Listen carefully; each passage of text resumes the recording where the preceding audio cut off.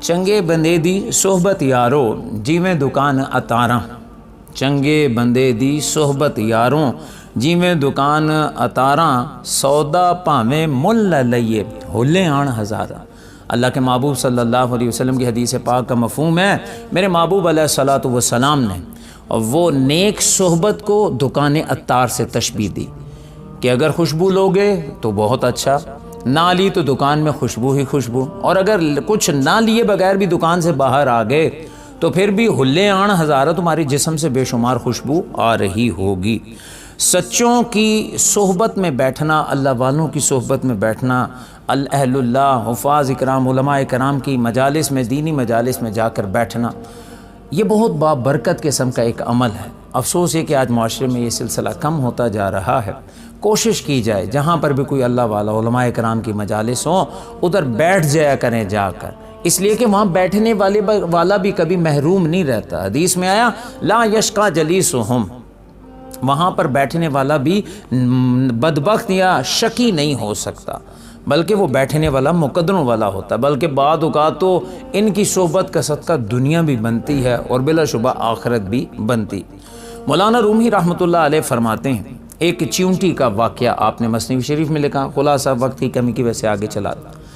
فرمایا کہ ایک چیونٹی کے دل میں تڑپ پیدا ہوئی کہ کاش میں بھی کبھی حرم شریف کا طواف کر سکتی، حرم شریف کی زیارت کر سکتی۔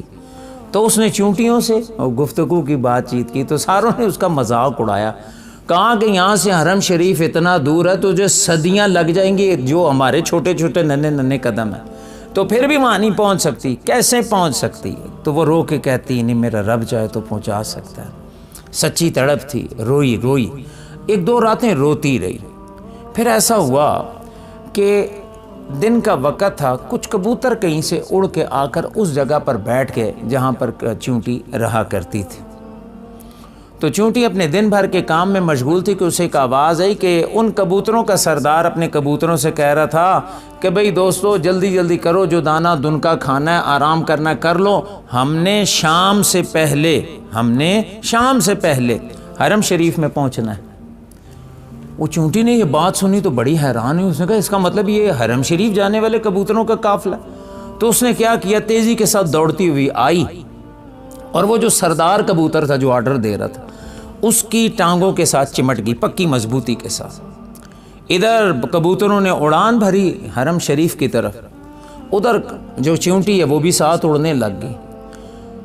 تو جب مغرب کا وقت آیا، شام کا وقت آیا، چیونٹی نے آنکھیں بند کی ہوئی تھی، ہوا بڑی تیز ہے، یہ بڑی سپیڈ میں اڑ رہے تھے۔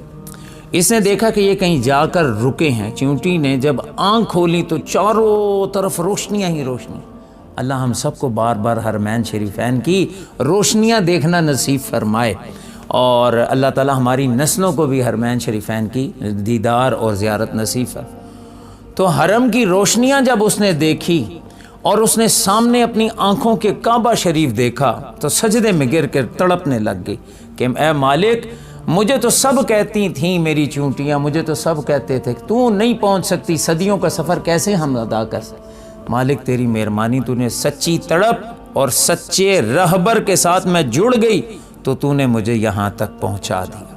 اولیاء کرام سچے رہبر ہوتے ہیں، مانا ہماری پرواز، ہمارے اعمال کا نور ادھر تک نہیں جا سکتا جہاں تک یہ اولیاء کرام کا فیض اور مقام ہوتا ہے، لیکن اگر ان کی محفلوں میں بیٹھیں تو اللہ کے محبوب صلی اللہ علیہ وسلم نے فرمایا بدبخت نہیں ہوگے بلکہ خوش قسمت ہے وہ شخص جو ان کی محفلوں میں بیٹھا، اور ان کی محفلوں میں بیٹھنے کی وجہ سے اللہ ان پہ یہ کرم فرماتا ہے، اللہ دنیا و آخرت کی مرادیں پوری کرتا ہے ان کی، اور ان پہ کرم فرماتا ہے۔ اللہ رب العالمین ہمیں سچوں کا ساتھ نصیب فرمائے۔